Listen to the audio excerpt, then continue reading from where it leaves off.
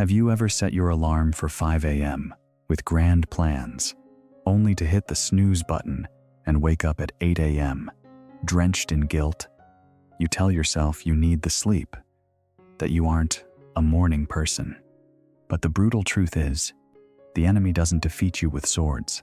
They defeat you because you gifted them the 3 most precious hours of your day. What if I told you that your destiny isn't decided by talent, but by what you do while the rest of the world is still sleeping? Over 2,000 years ago, the Roman dictator Sulla seized an entire empire using the philosophy of the hour of the ghost, conquering the terrain while his opponents were lost in slumber. This is the story of Elias, a man who had nothing, no degree, no money, only a pair of torn shoes and a weary spirit, until he found Sulla's secret weapon and turned 5 a.m. into a siege to rebirth his life from the ruins.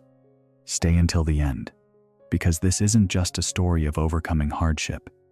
It is a war protocol for the career you've been waiting for.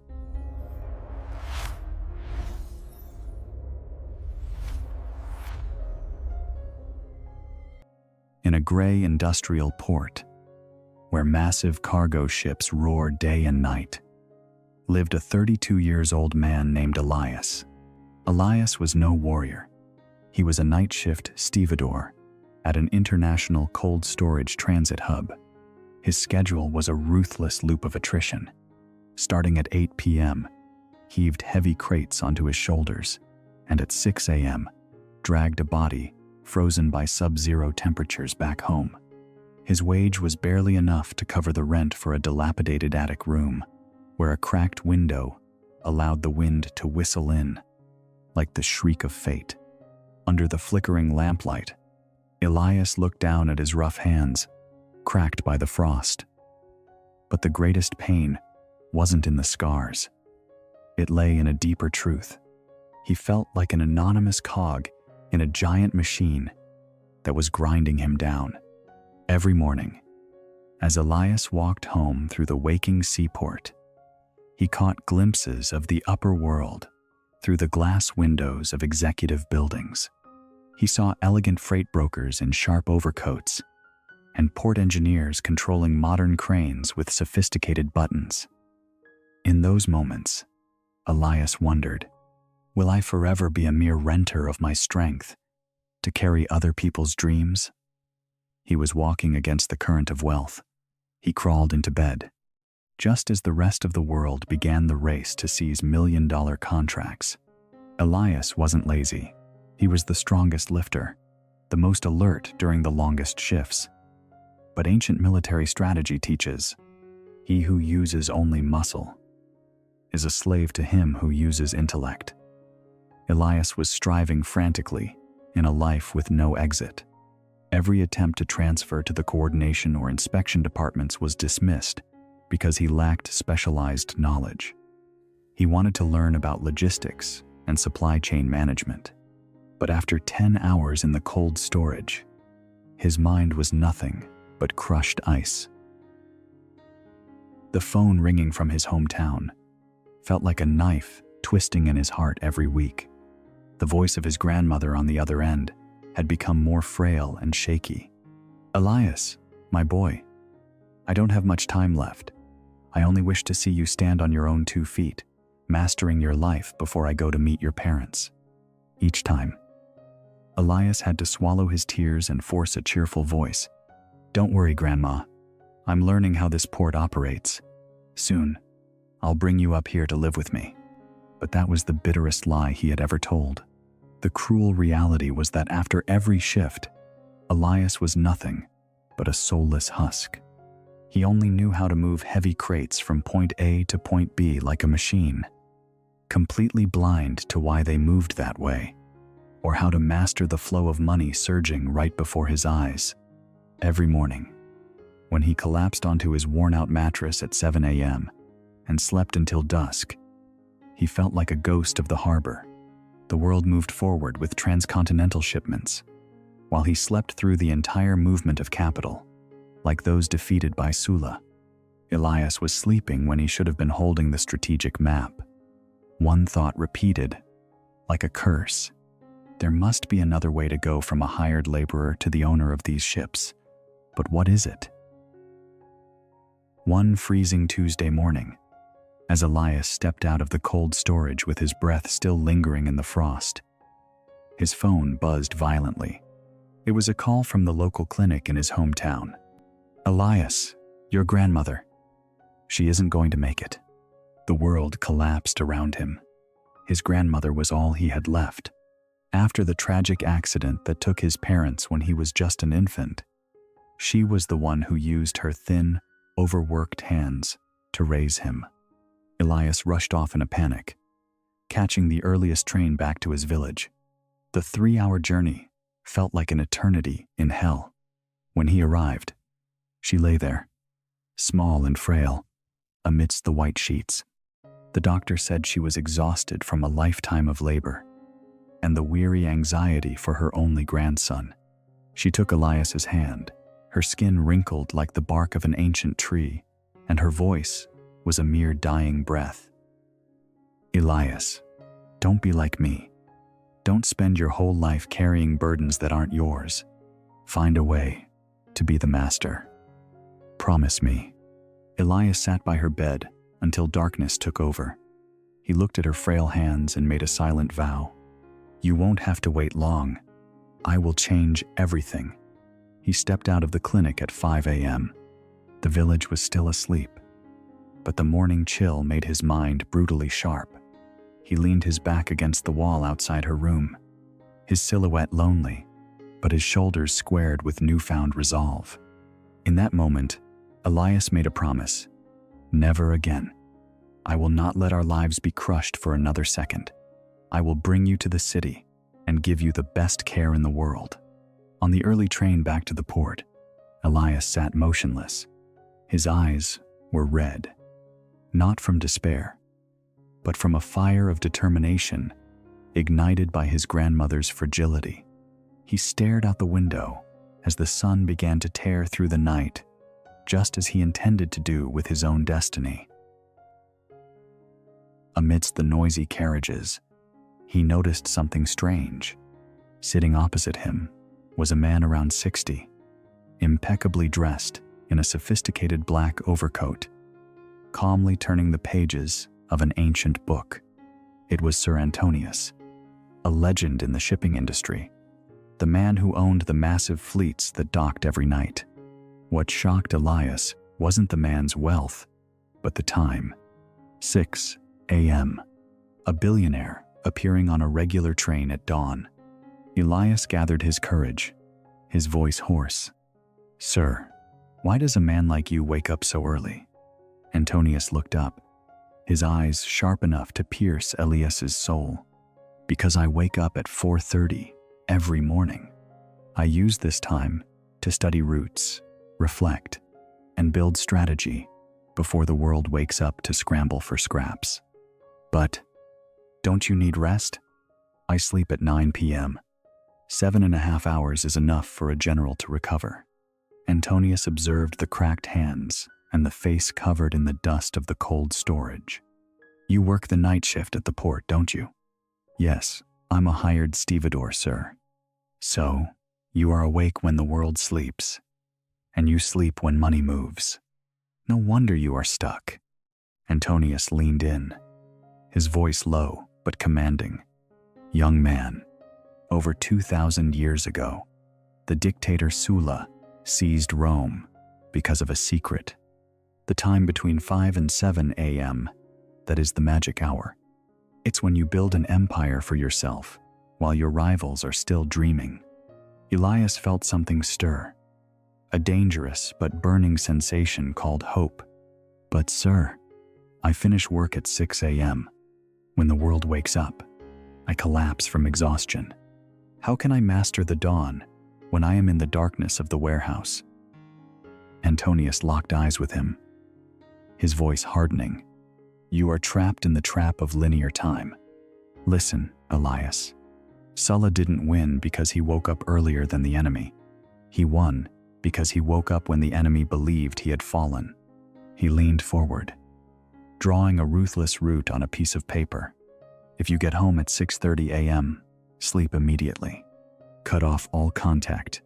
Sleep the sleep of a fallen soldier until 12 p.m. That's 5.5 hours the minimum for the brain not to disintegrate. And here is the key.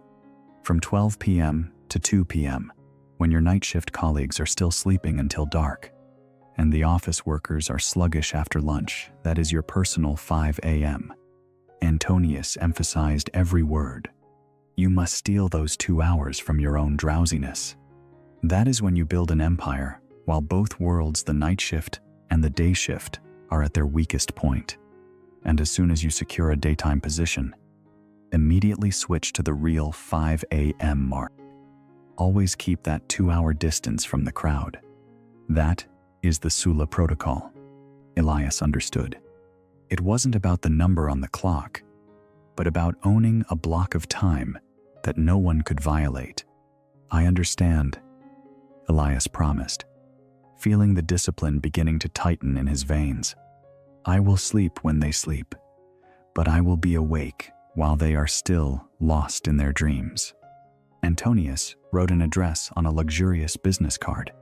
If you are serious about owning this harbor instead of carrying crates for it, come see me.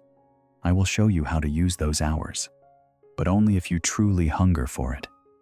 For it requires a steel discipline that most ordinary men lack. The next day, Elias did something he had never done. He met Antonius at an office overlooking the seaport at 12 p.m. For the first time in years, Elias was alert during the day. Antonius looked at him with approval. You acted. Now I will teach you how to build the foundation. He took out a notebook and drew a decisive chart. Elias, imagine your career as a fortress. Right now, your fortress is collapsing because you have no foundation. You are too busy surviving. He wrote down clear numbers. 2 hours every morning is 730 hours a year. That is equivalent to 91 full workdays gained just from waking up early. In 1 year, you have 3 extra months to outmaneuver your rivals while they sleep. Elias's eyes widened. 3 months. An absolute military advantage. This is a non-negotiable system. Antonius continued. Hour 1, 5 to 6. Knowledge assault. Spend this hour learning about logistics, maritime transport, and how money moves across ships. No phone, no distractions. Hour 2, 6 to 7. Self-forging. 30 minutes of exercise so your body can withstand the pressure of a commander. The remaining 30 minutes to plan the day's conquests. Antonius emphasized 3 iron rules. 1. No negotiating, even on weekends. 2. Sleep by 9 p.m. Do not cheat your body. 3. The first week will be hell. Your mind will find every excuse to quit. Overcome it. He looked Elias straight in the eye. I give you 3 months. 90 days of waking up at 5 a.m. to build skill and character. After 3 months, come back here and show me what you have built from your ruins. If you succeed, I will open the door for you. If you quit, never look for me again. Success belongs only to those who are present when the battle is hardest. Elias felt the weight of the covenant. For the first time, he didn't see himself as a stevedore. He saw himself as a warrior preparing for an expedition. I will do it. I swear on the honor of my grandmother. Antonius stood up slowly, placed a large, warm hand on Elias's shoulder, and gave it a firm squeeze. His gaze was no longer the sharp coldness of a tycoon, but filled with the trust of a predecessor seeing his younger self. I believe in you, Elias, because only those who have felt the bone-chilling cold of the warehouse truly understand the value of the dawn. He took out an old pocket watch and placed it in Elias's hand. Keep this. It doesn't just tell time. It counts every step you take toward your empire. Don't let your grandmother, or me, down. The next morning, the pocket watch Antonius gave Elias buzzed sharply at 12 p.m. Elias's entire body felt like it was being pierced by 1,000 needles, the consequence of 10 hours of hauling in the sub-zero cold storage. His mind launched a cunning counterattack. "You're exhausted, Elias. Just one more hour. Your body needs to recover." But the moment he felt like giving in, the image of his grandmother's wrinkled hands and the trust in Antonius's eyes appeared. Elias threw off the blanket and stood up. He remembered Sulla's words. Victory does not go to the fastest, but to the one who seizes the terrain while the opponent is still sleeping. The first week was a living hell.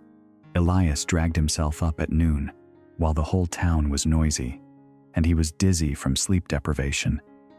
At 12 p.m., while his night shift colleagues were still sleeping soundly, he sat at a small, moth-eaten wooden table, eyes stinging, and began watching lectures on transportation management systems, TMS, and supply chain on YouTube. His mind wandered, logistics terms and numbers dancing like a labyrinth. But he did not stop. At 2 p.m., he forced himself to jog around the port, observing the docking ships with a different eye. By 3:30 p.m., he prepared for his night shift. The loop repeated, exhausting, lonely. No one at the harbor understood why this hired lifter was punishing himself this way. But something changed around day 20. One noon, Elias woke up at 11:58, 2 minutes before the watch struck. His body had adapted, and for the first time, he felt no resentment. He felt ready. The maritime flowcharts began to make sense. He was learning how to optimize cargo loading routes and how automated cranes operated. Those midday runs became something he looked forward to. It was when he scouted the harbor, feeling that while others were sleeping away in mediocrity, he was building an empire. By the end of the second month, Elias had completed 3 online certifications in warehouse management and logistics coordination. His mind was sharper than ever. Confidence grew with every step. The port managers began to notice the difference. "Elias, you look different. Your eyes look like those of a commander. What's going on?" He only smiled. "I am rebirthing my life, 2 hours at a time." In the 3rd month, Elias decided to apply military strategy to reality. He manually created a plan to optimize the cold chain loading process, reducing truck waiting times by 20%, a problem the port had struggled with for years. He took that plan straight to the CEO's office. The CEO, who never looked a stevedore in the eye, was impressed today by the logic and sharpness of the plan. "Elias, where did you learn these things?" "I learned from the magic hours while the world was sleeping, sir." On day 87 of the journey, news reached the board of directors. Elias was called to the central office. "We are forming a new strategic coordination team. We need someone who understands the reality of the floor, but has a coordination mindset. The job is yours. Day shift, triple the salary, plus performance commissions." Elias stood there, stunned. 3 months ago, he was a ghost in the cold storage, with no future. Now, he was being invited to be the person who controlled the entire port.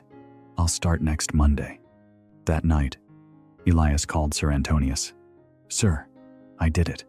90 days without a single missed appointment. And today, I seized the command position." There was a moving silence on the other end. Antonius's voice rose, warm and proud. "I knew you could do it. You carry the stature of a true commander now. Remember, 5 a.m. is no longer a strategy. It is your breath. Never stop building." 1 year later, Elias had become the chief operations officer for the entire port cluster. He had brought his grandmother to the city, renting her a luxury apartment facing the sea so she could receive the best medical care. Every morning at 5 a.m., he still wakes up, not because of the burden of survival, but because those 2 hours are sacred. It is when he studies the global maritime market, planning to acquire smaller transport companies to build his own logistics empire. Colleagues often ask, "Elias, you're already at the top of this port. Why do you still wake up so early?" He simply smiles, looks at Antonius's watch, and says, "Success is not a destination. It is daily military training, and my empire begins at 5 a.m. My friend, the story of Elias is ironclad proof of one truth. Your life can be reborn from the ruins, not someday, not when luck knocks, but right now, starting from tomorrow's 5 a.m. protocol. Most people are mistaken about success. The difference between a hired laborer and the owner of the harbor does not lie in lineage, or luck, or even just hard work. It lies in how you seize the terrain when the opponent is most vulnerable. Between 5 and 7 a.m., the world is completely silent. No emails, no notifications, no distractions. This is when your strategic will is at its peak, your mind at its sharpest. Great leaders and empire builders like Sulla understood this clearly. Winning the morning is winning the life. Therefore, I give you the same challenge Antonius gave to Elias. 3 steps to own your own weapon. Step 1.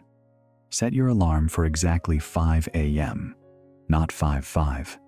No snooze. Place your phone in the farthest corner of the room, so you are forced to stand up and face the dawn. Step 2. Define your war zone. In that first hour, what skill will you build? A new language, a logistics certification, or a lingering business plan? Choose one thing, and only one, and commit to it for 90 days. Step 3. Protect your sleep. You cannot be a commander if your body is decimated. Go to bed by 9 p.m. Cut out mindless entertainment. Stop Netflix. Stop the endless scrolling. Sleep is not the enemy. Those wasted evenings are the assassins of your future. I promise you, if you execute this protocol for 90 days, you will not be the same person.